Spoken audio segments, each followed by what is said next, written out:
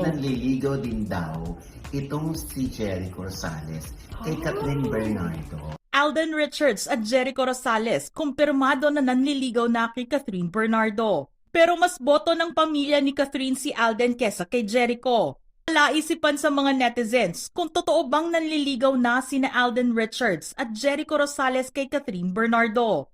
Matapos ang mga videos at photos na ipinost sa social media, nakitang-kita ang pagsasama ng bawat isa kay Catherine. Nanliligaw na nga si Alden Richards kay Catherine Bernardo.